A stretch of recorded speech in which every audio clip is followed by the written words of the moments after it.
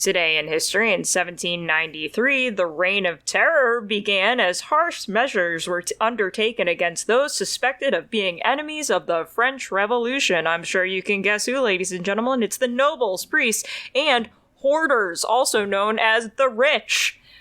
So Paris was swept up in a wave of executions. And I really wish that would happen in America.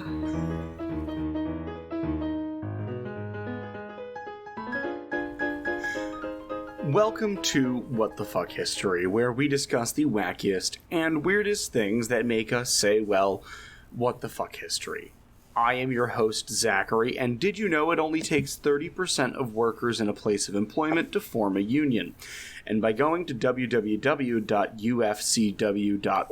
you can learn more about how easy it is to start a union at your place of work. That was some good information. Thanks, Zach. My name's Megan, and I'm part of the Sad Boy Illuminati. We are always taking new members, whether you want to join or not. And I'm Matt. Today I learned that it's illegal to hunt Bigfoot in British Columbia, Canada, and Washington State without a hunting license. I also learned that Megan declaring that she wants a French Revolution-style execution spree happening in America lands her on a no-fly list and several other lists that she does not want to be on. Look, it's time to bring out the watermelon chopper. It's the summer season still, and we should be chopping those watermelons right in half. Is that what they said when they set up a guillotine in front of... No. That would have been so good. Because the French did that. Yeah. When they were having their riots, they set it up in front of Parliament, right? The French Parliament? Yeah, the French Parliament, They just put a guillotine outside, and the French Parliament was like, okay, fine, we'll give you what you want. We need to go back to me being on the no-fly list. Yeah. Well, I think when you say that you want to kill the ruling class in America... Oh, yeah, that's whatever. That's a Tuesday. Literally. Well, yeah, no, here we are. Truly a Tuesday. Wasn't the last guillotine execution in France like in the 1970s? Yes. Yeah, last guillotine execution. The first Star Wars came out the last time that the guillotine was used. Pretty sure they opened the theater. Yeah, the second that the guillotine 1977. They were like, okay, let's go watch Star Wars. The head's lopped off. Let's go see Darth and the boys. I also today found out the origin of the Shirley Temple. Oh? Yeah. It's not made from the milk of Shirley Temple. Huh? It's not made from Shirley Temple's own milk. Well, considering she was 5 at the time that they made it. Oh. Yuck. No, so it was because she was going to, she was a child star, obviously, and she would go to all these bars with people, but they wanted her to feel included while they were all, drinking at the bar, and so a bartender made her a drink that was non-alcoholic. Okay. I mean, that's nice. Nice of them. It's nice, but it's also a child in a bar with adults. Yeah, that's a little bit weird. All right, kids, our strikes have been set to 0, and our game of rock, paper, scissors is irrelevant today because Zach told us during the editing process, and not actually the editing process, but the pre-game process, that he's got a big boy tonight, and you guys have been with us for a long time if you're long-time listeners, and you've heard us tell big boy stories, but Zach was like, this one's a chonker. He was like, a real chunky boy. He's like, I've heard of bok choy, but this is a chunk boy. So, fucking hell. I'll take a strike for that. Yeah, you can. There you go. So, anyways, Zach said that he was gonna go first, and Megan and I both agreed that we'll look at the timestamp when he's done talking and we're done goofing, and we'll decide if we're gonna both tell our stories or if one of us is gonna tell our story. We haven't determined who will be left on the chopping block. Yeah. But that's a discussion for later. It's a discussion for when we get there. And those of you who submit to our Patreon will get to hear us do that discussion in the unedited episode. Yup. Those of you who, don't, there'll just be a result. So. And you'll have to live with that. Anyways, Zach, feel free to take it away whenever you're ready. Yeah, so tonight is one of those nights where I plan on telling some jokes, but I am going to tackle a serious matter. There are some times where I get a little bit grave on this podcast, and this is not like... This is one of them, but I also think that there's so much ridiculousness in this story that I think we can kind of play along at home. But I want to preface it beforehand being like, hey, this is a very dense subject matter, which happens in a lot of history, but we try to steer on the lighter side. Anywho, I'm rambling. Matt and I actually discussed earlier who should tell this story because he was also interested in this story. But for reasons behind the scenes, we decided that the reins should go to me on this one. Well, the reason behind the scenes is that Zach is very good at telling stories about America fucking Americans over, and I'm, semi-good at it. So, Matt, in my notes, it says... The behind the scenes was mostly because I wanted to do a multiple part series on it, and also because when it comes to labor laws and fucking up corpo scum because they're greedy pieces of shit-sucking refuse, I really get into it. Oh my god. Zach, we literally had a 5-second conversation where Zach was like, I could make this multiple parts, and I was like, I'm not that dedicated. I could make this multiple parts and go Johnny Silverhand on every fucking part. I mean, I'm sitting here in the last line of this, getting ready to get into it is, they can steal all my money, but they can't steal my fucking soul. Fuck you, corpo shit. So, he's over here, absolutely feral tonight. Yeah. Oh, yeah. If you can't tell, we're going to be talking a lot about corporations in America in this little bit that I'm doing here. And as I said, it's going to be a multiple part series. I'm not sure how many parts yet. I kind of am leaning towards 3, a beginning, the actual event, and then the aftermath of the event. But we are going to be talking about the Battle of Blair Mountain. And in this first part, as I said, I'm going to cover a lot of the lead up to before the battle itself, because you need a lot of background in order to fully understand the gravity of what actually happened. At least I think you do. For those of you unaware, and for those of you who are unaware, what's it like to be part of the bourgeoisie? Labor in this country has been exploited since the founding of this goddamn nation. Hell, the founding fathers couldn't decide what to do with slave labor, so they passed the buck and gave us the Civil War. Clearly, we don't give a fuck about the working class, and we never have. So... No, why would we? Why would we? It's only we make everything and, Wait a minute, are you talking about having feelings for the pores? I would never. Matt. Why would you accuse me of something like that? How dare you? You deign to have feelings for the working middle class? No, honey, we don't talk to the help. Oh my god. Yeah, that's the vibe in this country a lot. But the help is also the help is also just a middle class mom who's struggling to feed her children. Yeah. It's 300 million people out of the 325 million people who live here. Turns out that the help is the majority, in fact. Yeah. Yeah. Turns out. Breaking news. I laughed because I saw an article that came out in the New York Times recently where I can't remember which Uber bank it was, but there was some Uber bank that was hey guys, is this the end of capitalism? ? I don't think it's not a it's merely publication or anything, not a left-leaning news source. It was a large bank being hey guys, I think we might have fucked this up. I don't think this is the end. I think we've ignited the NOS. The super capitalism. No, it's really how it'll go. It's capitalism. It's Reaganomics. then it's Yeah. super capitalism, and then it's the That's fall true. of Rome. And then the ultimate heat death of the nation. The heat death. The heat The death. heat death of America. But anyway, I digress. In 1890, the United Mine Workers Union forms. And this is actually the merging of two different unions, the Knights of Labor Trade and the Nation Progressive Miners Union.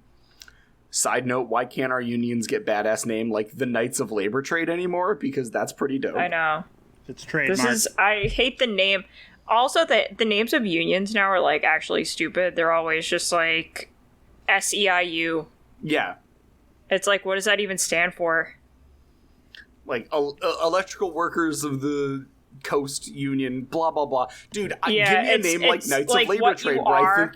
I think you're going to show up to the labor agreement in a full set of armor and Well, a that's- battle axe and be like, give me what I want. That's like somebody made I a just- point that hurricanes should be named more deadly because then people would actually take them serious. If you Yeah. name Oh, yeah, your like union Hurricane something Buttfucker. serious, people will take you serious. Yeah, like, no one cares. You know what I do with the emails that my union sends me? Because I'm part of SEIU, which is Service Employees International Union. Yeah. Dumb. I put them all in spam Jeez. because it's a lame name. Fair enough. Fight me. I won't fight you. They should be fighting for you and your rights. Anyway. They should be fighting for me not working in 88-degree weather. They should be fighting for that. Zach's So, never Like, that's gonna get not through even this a story. joke. Well, this is why we gave him the We're breath. literally Yeah, just gonna to do shit it. on unions and corporations without Zach Yeah. even mentioning the backstory. So, anyway, the two groups that I just mentioned come together to form one union because there were a lot of small unions for, like, laborers and miners around the country. And they figured, hey, if we organize into one big union, we'll have a lot more negotiating power. And they did. They were able to actually get a lot more deals and a lot more rights for their workers in the United Mine Workers Union. But the problem with that is greedy corpo fucks are going to greedy corpo fuck. And the fat cats in Mingo County, West Virginia, and the surrounding mining companies didn't like the unions, so they only hired non-union workers or started contracts that were only non-union and wrote into these contracts that joining a union was grounds for immediate firing. So if you even whispered the word union, you were automatically thrown out. And this is a bigger... It's a bigger issue because when you're working for these mining companies, you're also only living in mining company towns. So your house, your food, your well-being is all handled by the guy who isn't paying you enough each paycheck each week. Should have read the fine Yeah, print. and then all the money is going back to them, too, so that's Yeah. cool. Yeah, all the money's going back to the company that's paying you at the end of the week. As Matt mentioned, you should have read the fine print. That's a great fucking song from... That song's so good, and it's so It's so accurate. good. I know. It is so accurate. If anyone doesn't know what we're talking about fine print by, is it the Stupendium? Yeah, I think. I believe Yeah, but I think it's it's a song Stupendium. based off of Outer Worlds, the game, which but it's is also such a accurate great... to like. It's accurate to this situation, and I think the Outer Worlds, the consortium, is based on like old school boomtown mining type shit Yeah. like this. Yeah, Outer Worlds is a very good example of like the shit that a lot of these companies would pull This back corporation then. It's- exists to fuck you over in every way possible. Exactly. But I digress. If you guys want to, if the audience has not or wants to play Outer Worlds, highly recommend. It's a great game with great critiques of capitalism, both current and past. But so these mining companies in West Virginia are like, you have to live in the mining town. Your family can live here, but basically you pay us back 90% of your paycheck each week so that you can live. And you're not allowed to be in a union. And as I said, you unionize, you get fired, you get kicked out of the company town and left on the street.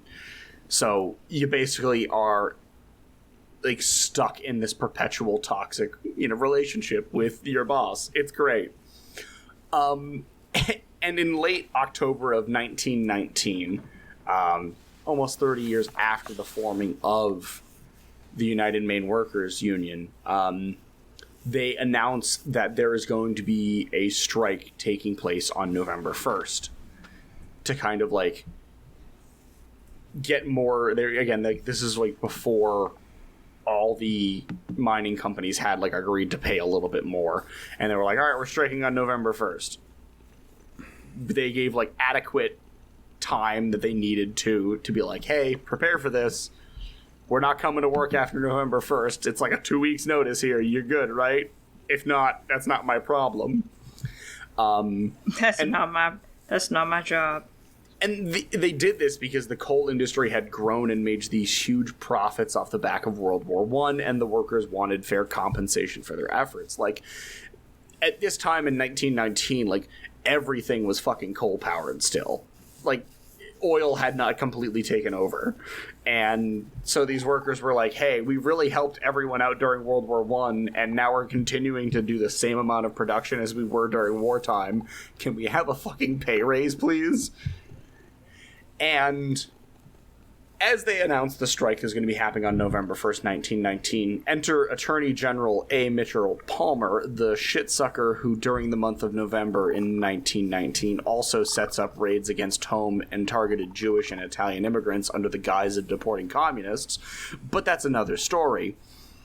Enter him and he obtains an injunction to invoke the Lever Act, which was a wartime measure that basically makes it a crime to interfere with the production and transport of necessary goods. And as I said, coal ran this country, making it a necessary good. And the problem is, this was a really important law. The Lever Act was a really good law because it was made during World War I to keep companies from hoarding goods, because what companies were going to do is they were going to hoard all the goods that were necessary for the war effort, driving the price up, and then selling them to turn huge profits off the inflated prices of the necessary goods. And so the Lever Act was like, yeah, no, you guys, we need food, bullets, and bombs, so you're going to give them to us without any question. Don't hoard your shit or it's illegal. But Palmer took that and leveraged it against the unions after World War I, instead being like, oh, well, you guys can't strike because that's against the Lever Act. Oh, okay. Which is fucking Sorry, bullshit. that's against the rules. Yeah. Basically it was like, here, I'm going to take this really important piece of legislation that prevented corporations from harming the common man during World War I, and I'm going to turn it against the common man. Mm-hmm. Yep, classic. And this pisses off the president at the time, Woodrow Wilson, because he was like, no, don't do that. We need the coal industry, so don't fuck with the coal industry. No, please. We need the coal industry. The children yearn for the mines. The children yearn for They the mines. yearn for the mines. So doing this, Palmer does this, and it pisses off Woodrow Wilson, and it pisses off the head of the Department of Labor. And because, again, as I said, Palmer was told not to pull this crap, but Palmer is a piece of shit. And he does this, the strikes still go on, and they still end up getting allowed to be done. And the strikes happen from November 1st, 1919 to December 10th, 1919. And the miners get a 14% pay increase. Yay, I'm glad they do. And that's actually not the Battle of Blair Mountain. What is a pay increase? That's what I want to know. I've never heard of those two words put together. Pay and increase. Yeah, right? Can you just say it one more time, maybe a little bit slower, so I can really... A pay increase. Shit, I have to change pants. I know. But yeah, so that is the strike, the miners' strike of 1919, and that is a really it's a weird thing to be like, hey, we're going to talk about a strike that happened before the strike that happened before the battle, but the miners' strike of 1919 is extremely important because it's one of the first times that the miners get a chance to prove their strength with the union and allow themselves to actually, like, hold their own against the corporations. And it's also important because that 14% never touches West Virginia coal mines. Because remember, yes, classic. Those mine owners refuse to hire union workers and fire you for even thinking about forming a union. Yes. So West Virginia is still under this, like, hey, we're going to pay these people absolute shit and they're going to get nothing but black lung from it. And by the mid-1920s, not even 6 months after the 1919 coal strike, people are pushing to strike in the West Virginia mines. And eventually over 3,000 Mingo County miners rise up and join a union, and they are promptly fired the day that they join the union. Nice. Wow. And as soon as they are fired, the company turns around and hires the Baldwin Felts Detective Agency. And if any of you paid attention like 6 months ago to Hasbro hiring a private detective agency, you can see where this is fucking going. Oh, good. Because a private detective agency in this fucking country basically means we're going to hire a private army that has so much extrajudicial power that they can do whatever the fuck they want. You know it, baby. So, just like Hasbro hiring the Pinkerton Detective Agency to raid someone's home, the coal miners hire the Baldwin Felts Detective Agency, and they come in and they evict all of these people who decided to unionize from company housing, and they stay on after as union busters.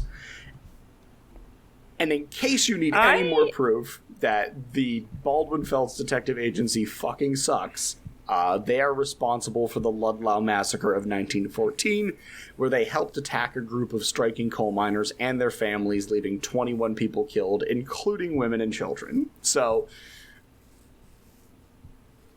I just, I wish I had so much money where I was just I wish I could, hire a small militia force. Yeah, right? How much I don't know what I would use it for, but... Yeah, but, how much fuck you money do you have to be like, I'm gonna hire a small army because I can? I don't know, I assume it's cheap, maybe. It's coal money, that's all there is. You just need coal money. It's coal money. Yeah, if only I had some good coal money. If only my papa had invested in a small piece of land. My papa. And then he put a pickaxe in the ground, and then he licked it like Yukon Cornelius and Rudolph, silver and he gold, said, gold and silver. And coal, there's coal in this, and... Coal, it's better than gold. But Albert Felts, who was one of the brothers who helped found the agency, goes into the local town and tries to bribe the mayor of the town to allow the detective agency to put up machine guns on the roof of the town as deterrence from any of the miners coming into town and, telling anyone the horrible shit that's going on. And the mayor refuses. What a champ. The only good person in this story, clearly. What a champ. Well, that and the coal workers. That and the coal workers. And so the Felts Detective Agency, Baldwin Felts Detective Agency, is there. They don't get permission to put up machine guns, but they're still causing chaos. And on May 19th, 1920, the Baldwin Felts detectives forcibly remove a woman and her children at gunpoint, along with all of the other families of the union striking miners, and they throw them out and all of their belongings into the rain, into the streets, and are like, fuck you, find somewhere else to go. And all of the miners see this, and they get absolutely pissed, and they're like, what are we supposed to do against a national detective agency? I guess we'll go to the police. I guess. And they go to the police, and they find specifically Police Chief Sid Hatfield, which, great fucking name. It is a good name. And Sid Hatfield is like, this is bullshit. I'm immediately deputizing all of the miners who came into my office and told me this story. Let's go round up those son of a bitches. Sons of bitches. That's the proper terminology. I think so. So Sid Hatfield and the miners end up going to arrest Albert Feltz and the people from the Baldwin Feltz detective agency who had done all this shit. And as they approach the men from the agency claim that they actually have a warrant for the arrest of Sid Hatfield, the chief of police. And Sid's like, this is weird. Okay. Fine. And then they like go into like a building they go into like a general store to be like, all right, let's figure this out because clearly something's fucky here. One of the miners runs to the mayor's office and gets the mayor and is like, yeah, the Baldwins are trying to like arrest the chief of police. You should come down here and figure out what's going on. So the mayor shows up. Sid Hatfield takes a look at the warrant and is like, this warrant is total bogus. This is not a legally binding thing at all. The mayor confirms, hey, It's written on a fucking napkin. It's Ron Swanson with permission to do whatever he wants. Just that You little know, piece of Permission to paper. do whatever I want. Yeah, like, that's the level of bogus it was. And the Baldwin Feltz agency response to being called on their bullshit is to open fire on everyone. Yes, that is the way that you do it. That's the way you do Sometimes it. when I also go into work, I say, I don't want to do this anymore. I don't like it. And I open fire as well. Yeah. So she just came in blasting. Anyway, Yeah, I but started my fire, blasting. my fire is my sick burns. Get into the burn ward for these sick burns. Yeah. And at the end of when the dust settles, 10 men are dead, and that includes the mayor of this town because he was one of the unarmed people there. And so the miners Well- and the mayor were unarmed, and 10 people were gunned down. However, hats off to Chief Hatfield because he's a fucking legend. And out of the 10 people that were dead, 7 of them were Baldwin Feltz agents because he just fucking fanned the hammer and went nuts. Nice. So, you know what? I can't believe I'm saying this, but good job, policeman. Nope, It's the one time I'm ever take going to back. say it. Nope, take it back. Take it back. It's You know just what? the one time. You know what? I'll give it to you. This guy is all right. Yeah, he like We can't clearly say was it like, in modern day times, guys, but we can say it about some historical police officers, yes, like Bass exactly. Reeves. I'll tell that story. Exactly. I'll tell that story another time.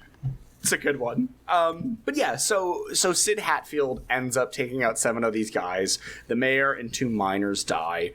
And so 10 people are dead. And Chief Hatfield is like, I am going to be the guy. Like, I'm going to be the face of why this union is important. I'm going to go up and stand trial for killing these 7 men.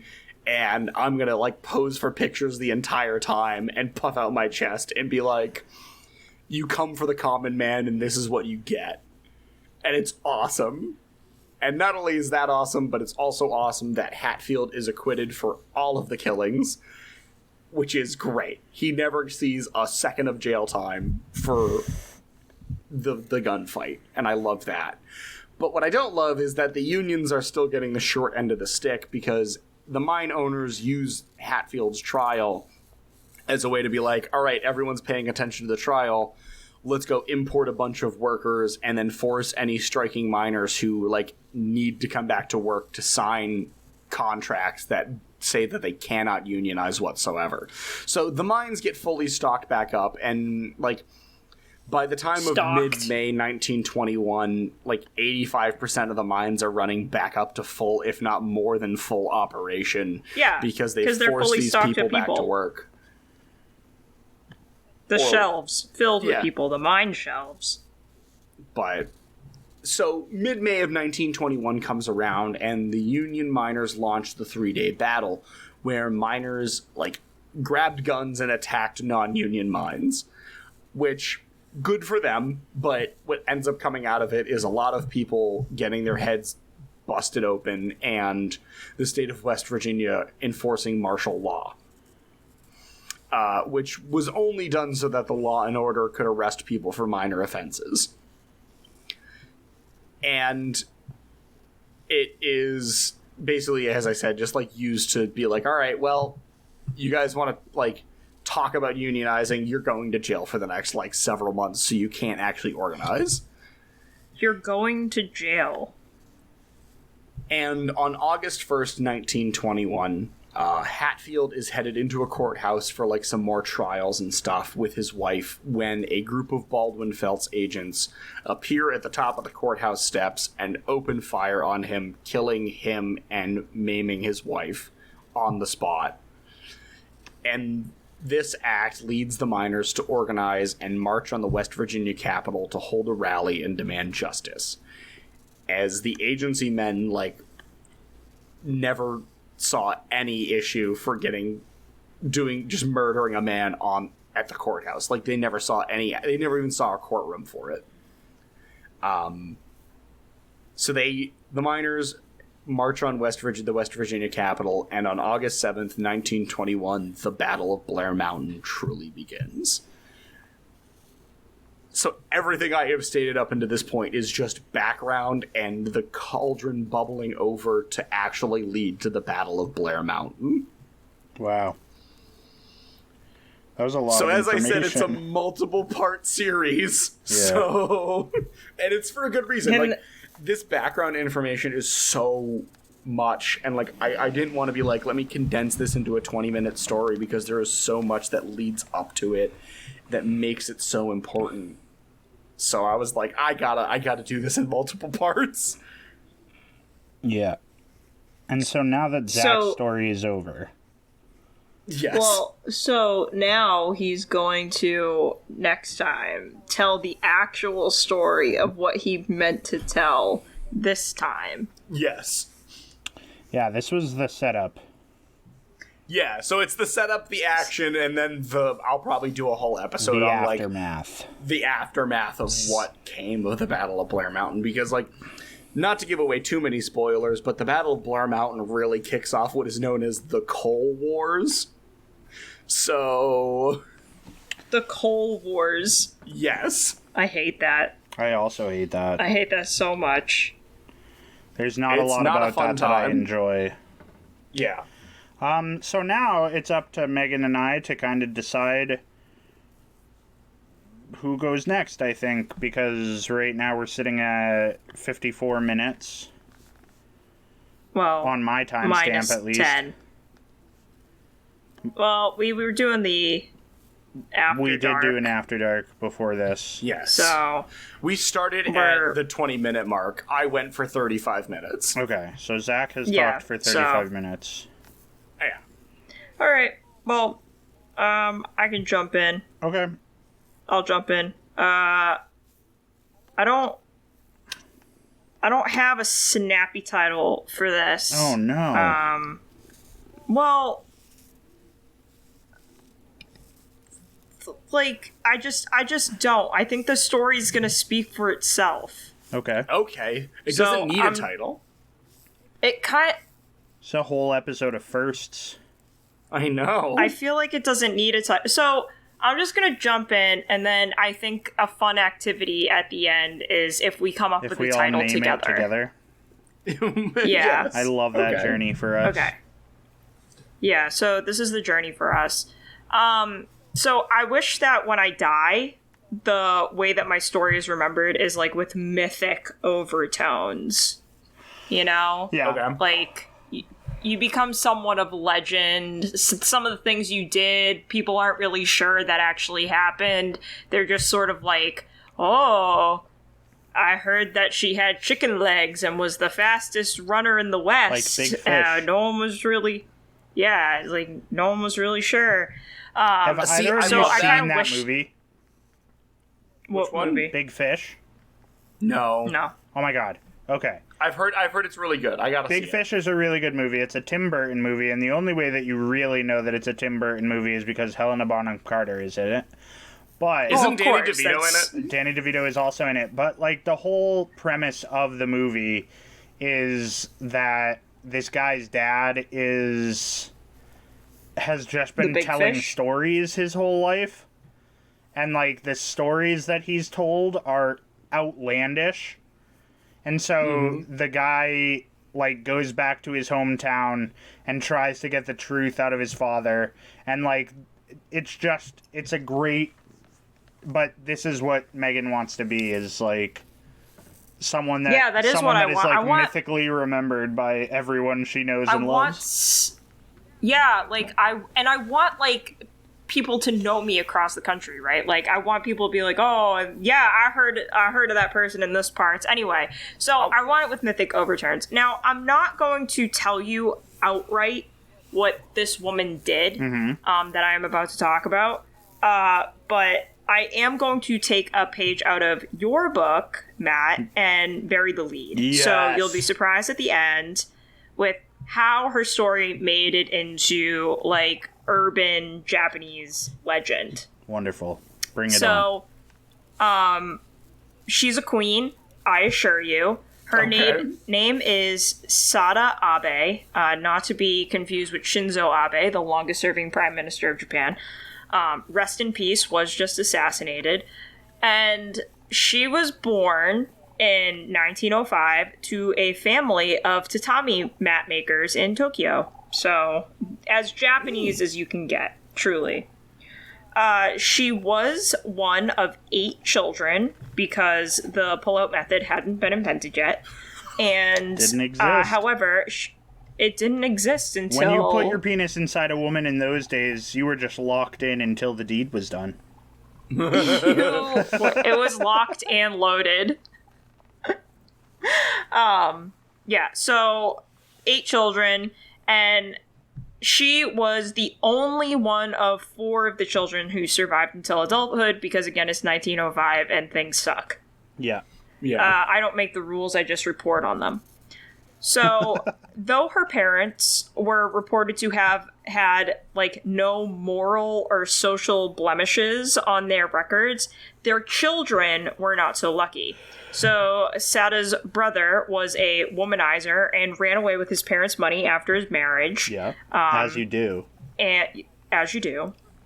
And her sister had several lovers, which doesn't seem like a moral blemish. But what her father did does, because he was just like, oh my god, you've had so many lovers. That's gross for a girl. And so he sent her away to work at a brothel, which I guess was like a form of punishment for female promiscuity in Japan at the time. Well, so here's the thing. Like, I'd imagine you that... like to fuck, so we're gonna send you a place where you can fuck. But it's also sort of like you're already spoiled goods, so there's no harm in us sending you to a brothel.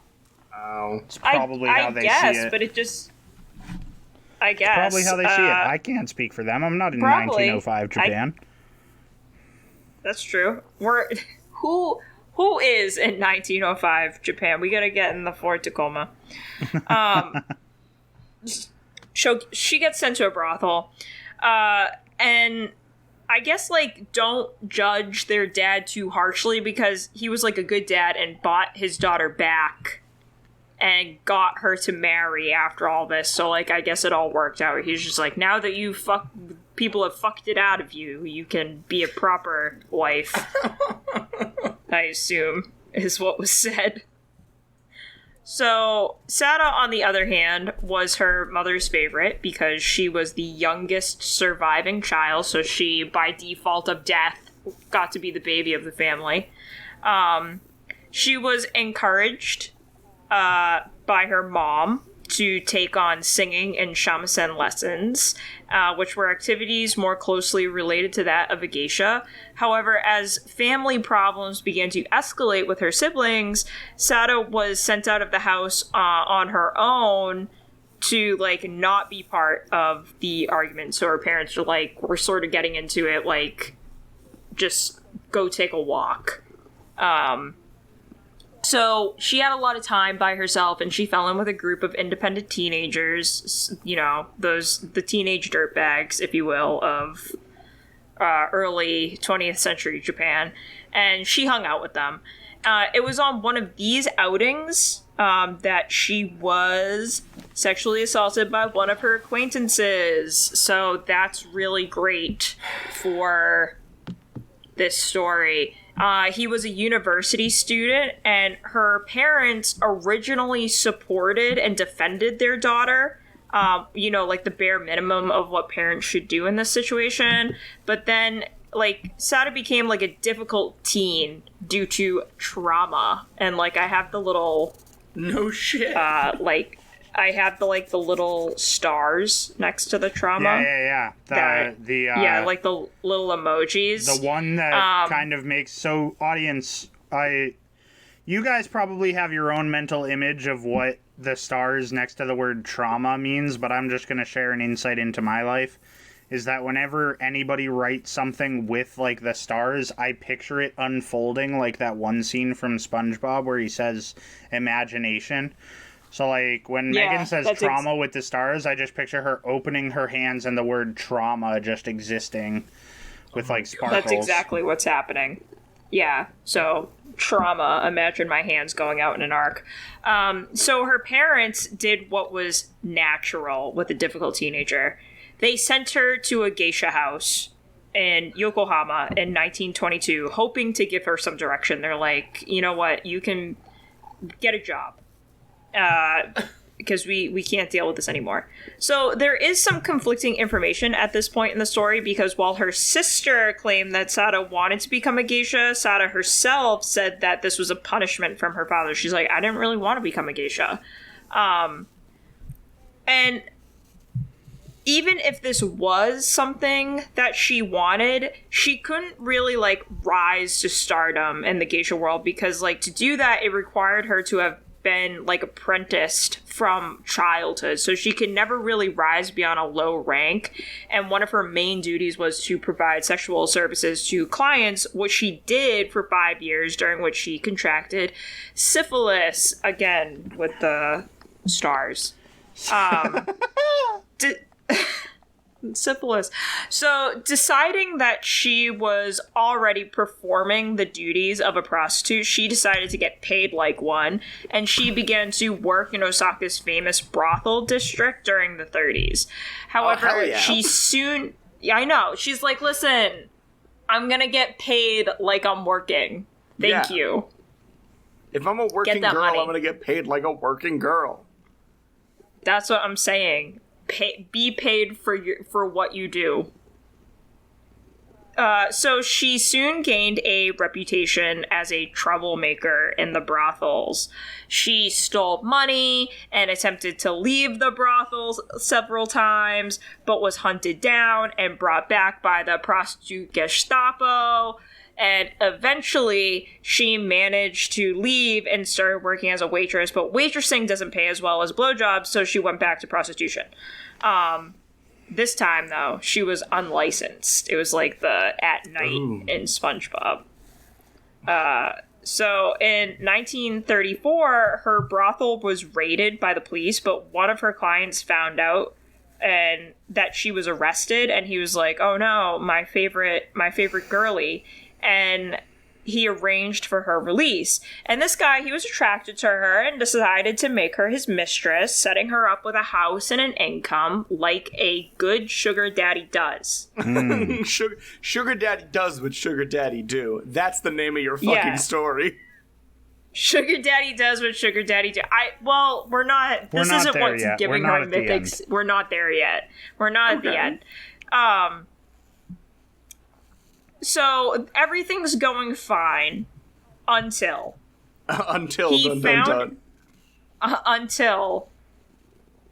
found that she was quote unquote insatiable. And after a few weeks, he was exhausted by her demands for sex. Jeez. I watched a video once, and this woman was just like, so every man says that they want a woman who is a diesel engine. Nope. And and so she was like, what I mean by that is diesel engines take a long time to warm up, but once they're running, they don't stop. Boys don't want diesel engines. Men want diesel engines. Yeah. And I was like, that's funny. I love that. but, like, also, man, sometimes I'm EP. Sometimes I get home from work at 4, and I got there at 5:45, and I'm EP. Yeah, well, I mean, And I'm listen, over here, I don't- and I don't even want an engine at all at this point. I just want someone to hold me. Well, that's a different type of engine. Yeah. Like, it's a different engine. That's like a, I don't know, like a hybrid, I guess. Something soft. It's like an e-bike. Yeah. So she also wanted him to leave his wife for her, but he refused. And she was like, well, if you aren't going to satisfy me, and can I at least, like, have another lover? Which he was just like, well, wait a minute. He was like, absolutely not. I know and so I'm the not relation getting the ended. job done, but you can't go see anyone else. Yeah, he was just like, listen, I know that I'm not willing to leave my wife, but, like, I paid for the apartment, so come on. So the relationship obviously ended with this man declaring that she was a slut and a whore and a woman that men should fear, which I think is a compliment. I was gonna say, honestly, yeah, that's great. Yeah, I love like, that. Men should fear her. Yeah, like, thank you. They're clearly not because, good like, enough. You're clearly not good enough. You're not doing what you're supposed to. And if it takes you fearing me to leave me alone, then I've done my job. But this is There's also nothing else I like can the do. first case of one of those guys, one of the like cringe guys, where it's like, I was a nice you guy. don't have enough PP for this move. Can I move on to something Yeah. else? And he's like, no, you're a slut. You're a whore. I didn't like you anyways. Yeah. Yeah, you're a bitch. And it's just like, oh, now you feel this way. Yeah, because before you were saying that I couldn't go anywhere else, and that I was really attractive. The only but, like, difference in this whatever. case is that this guy actually got the girl and then started saying these things. Yeah. But, like, in the case with, you know, the incels of America, they don't. The And then they're just incels. like, you're a slut! It's true. It's true. I'm calling you out, incels. I know that you guys listen to this Hey, podcast. incels?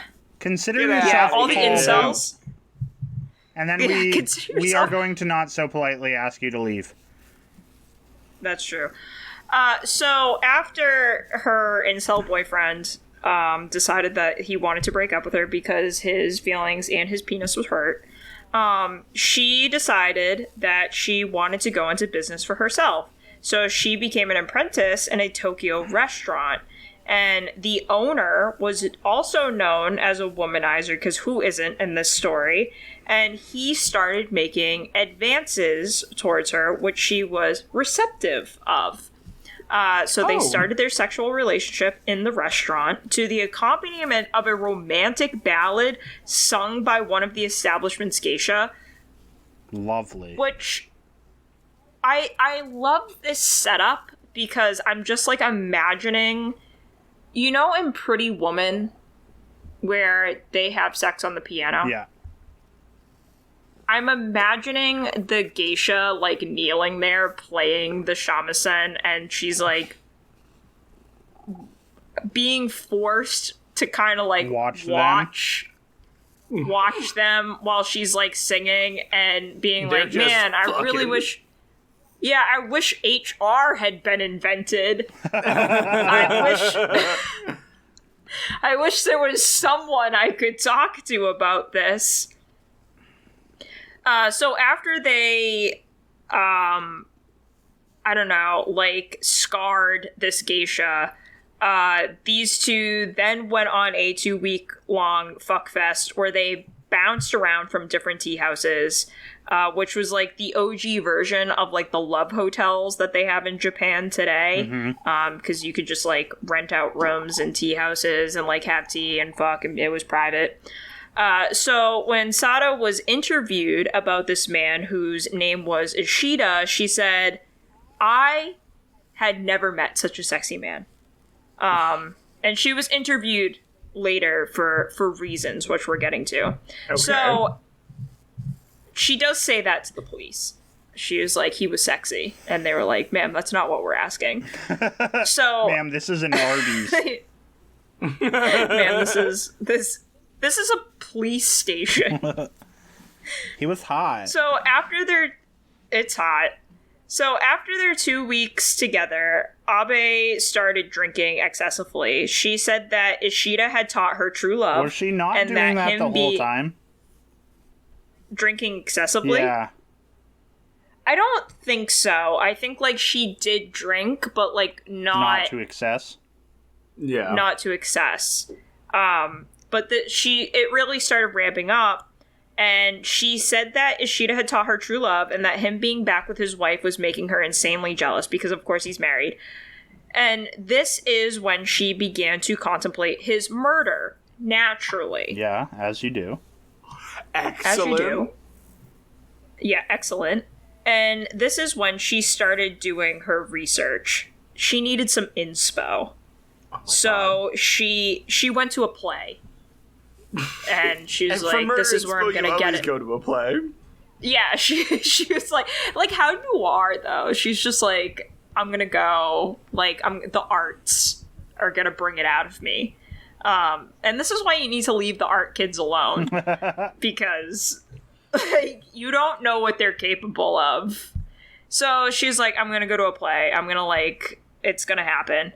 And in the play, a geisha attacks her lover with a knife, and Sada was like, amazing, ingenious, like, this is it. God has spoken to me, the kami inside of me speaking. And she decided to not kill Ishida, but threaten him with a knife at their next meeting. So she pawned some clothing, and she used the money to buy a big-ass knife. And the next time they met, she pulled out the knife and was just like, I've seen you with other women. I'm going to kill you. And then she didn't kill him, and they fucked instead because, like, I don't know, knives are hot. It's a romance novel, apparently. It's a romance. It's truly a romance. But, like, these two truly made for one another.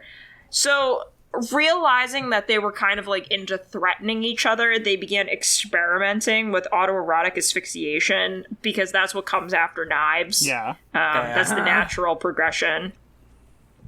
But Sada took it too far one night, and as Ishida was sleeping, she strangled him until he died. Which, Happens to it's the not best of fair us. if you can't... Yeah, well, it's not fair when you can't say the safe word, right? Like, he's sleeping. Leave the man alone. He's So, sleeping. he's sleeping. Like, he's tired. He's eepy. Just taking a nap. He's taking a nap. So then he took the biggest nap of all, death. Big EP. So, Got The it. big EP. the big eep. The big EP. The big EP. Maybe that's the name of the story, the big EP. So she self-reported to the police afterwards that when he was dead, she felt a sense of peace, as if a heavy burden had been lifted from her shoulders. And she laid with the body for a few hours, then cut off his penis and testicles with her knife and wrapped them in a magazine to cover them, and kept them in her kimono until her arrest 3 days later. Normal. And then, with the blood, she wrote, "We, Sada and Ishida, are alone," on Ishida's left thigh and bedsheet, and she carved her name into his arm and then put on his underwear. And then when she left the inn, she told the staff not to disturb him because he was tired. I think she might be going a little bit crazy from the syphilis at this point. It might be the syphilis, or it might be Maybelline. Who can say? Maybe it's Maybelline. Maybe it's Maybelline. So, Ishida's death was a national sensation. The search for Sada became known as Abe Sada Panic, and the police received sightings of her from various cities, one of which caused a stampede and a traffic jam because people were so scared. Meanwhile, Sada was contemplating suicide and practicing necrophilia. She said she felt attached to his penis and that she was going to jump off of a mountain while holding it like a penile parachute. I think Penile and then Parachute is the name of the story. it's the name. We did it. I forgot that I wrote that. That's a good sentence. So when the police finally found her, she showed them the penis. She was like, look at this penis. Look at this cool dick I have. Look at this cool thing I have. Because they're like, who are you? And she was like, one, penis. And she was like, I'm Sada Abe. And the police presumably were like, ooh. Oh no. Oh no. But put that away. So while being interviewed, they asked why she had taken the penis. And she said it was because she couldn't take his whole body. And she wanted the important parts, and that's it. She's like, this is the most important part. She said that she wanted the part that brought back the most vivid memories. And I know, and I assume all the police officers were like, "Ma'am, please, this is again a police station. This is an Arby's. Can you stop? This is an Arby's. This is a police station Arby's." So, when asked why she had killed him, she said, because we couldn't be husband and wife, and I killed him so no other woman could ever touch him again. Oh my god. And this was the answer that people were fascinated by. They, like, the Japanese populace, when they learned about this, said that she had killed him not out of jealousy, but out of love. Like, they were like, oh my god, this is a true love story. Like, she's a hero. I mean...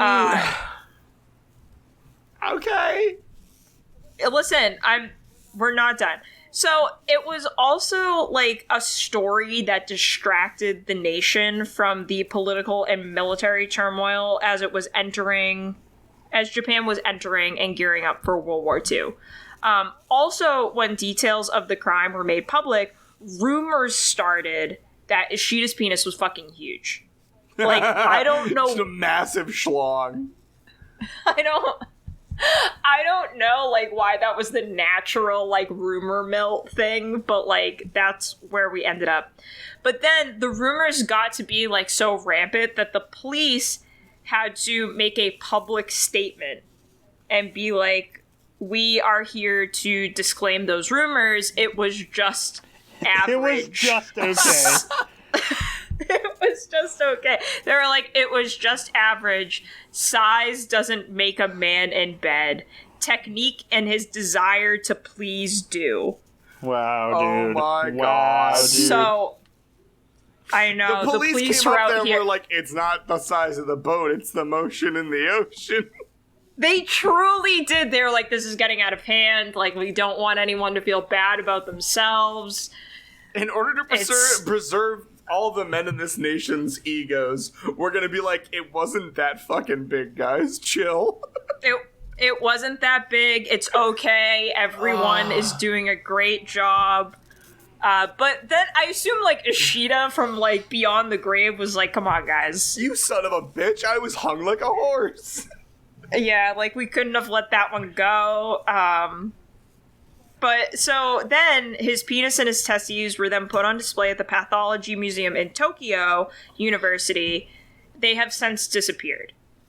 Guys, leave this man's dick alone. Like, I know, let everybody- it rest in peace, Okay, but his please. own girlfriend couldn't leave his dick alone, so... I know, but, like, look, you know how, like, there's some cultures that believe that you can't, like, pass beyond this mortal plane until you are whole? Like, Yeah. I don't want him to be fucking Rasputin and fucking Anastasia. Like, That's... Where's my Listen, dick? until we find the dick, he cannot will never go be home. whole. He cannot go home. He wanders the spirit realm dickless.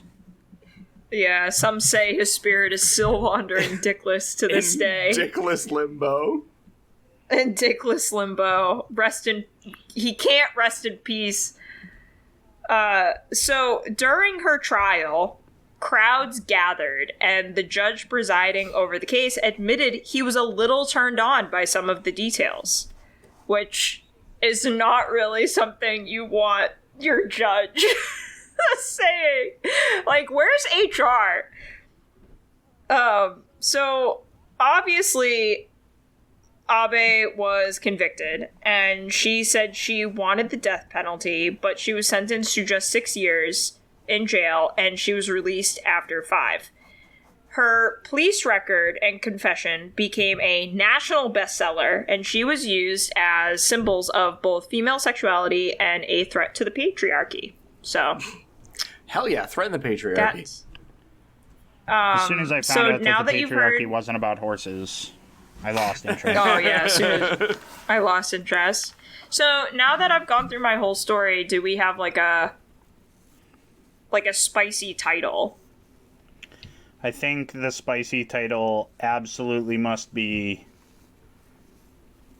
Sada Knife Abe to and the meet penile you. parachute. A knife to meet Oh you. my god.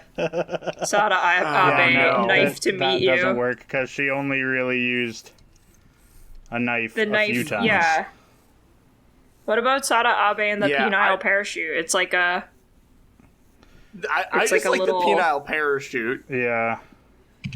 Alright. I think that's it has to be because it sounds a lot like Percy Jackson and the Olympians. It can just be Sada Yeah, Abe and the penile parachute. Yeah, you're right. Yeah, there we go. You're right. Alright, It's like the we did perfect. it. It's like a YA a novel title. I YA love novel. it. Oh, it's title for sure. 1,000% a YA novel. But, so that was my story.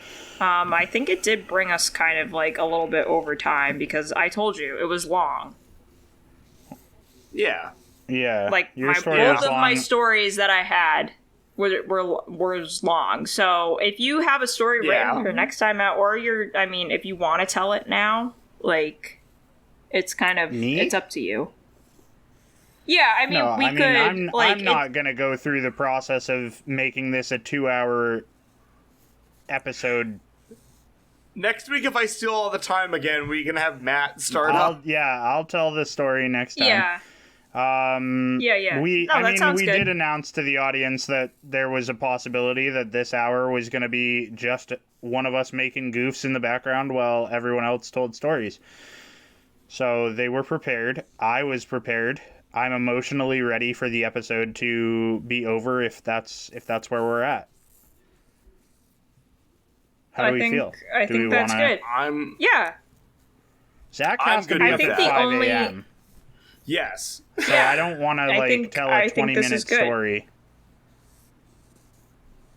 listen, Yeah, I'm no, good I with can- it. You don't have to Okay, convince yeah. me. All right.